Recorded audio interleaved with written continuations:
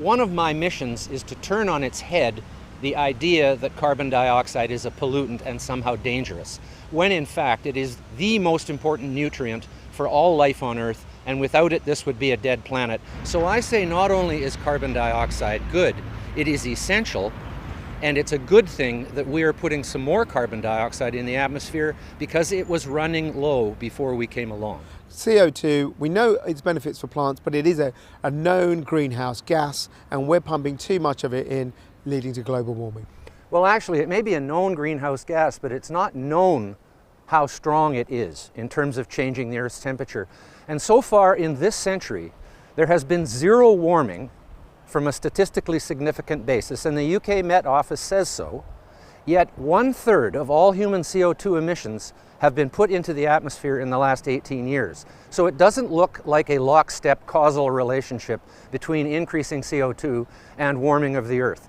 Are you seriously suggesting we should be pumping more stuff in, polluting the Earth more, building more coal-fired power stations just so we can make sure that the CO2 levels are good?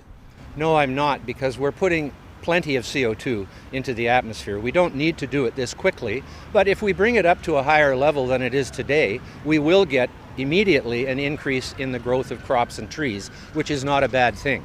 In the long run, though, it doesn't matter if we bring it down quite a bit, and so that's why I'm supportive of nuclear energy and of natural gas. This tendency to go in the rich countries to wind and solar is a giant waste of money.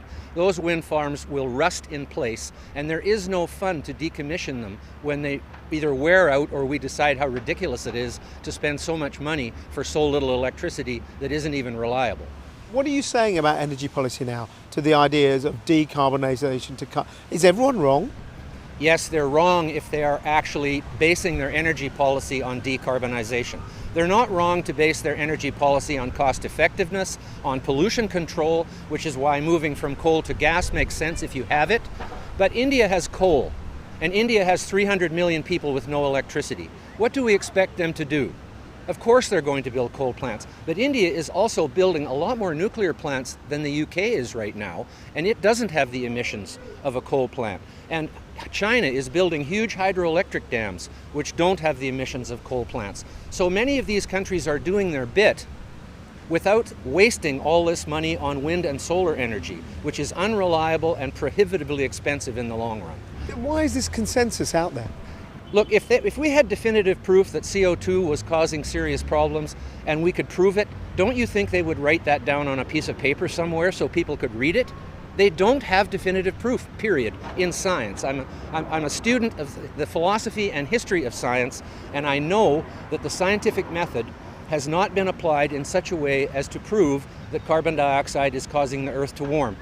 Do you think in a few years, say 50 years from now, people go, that was a really stupid period in our history when we tried to change all our energy policies to cut this gas? I am firmly of the belief that the future will show that this whole hysteria over climate change was a complete fabrication.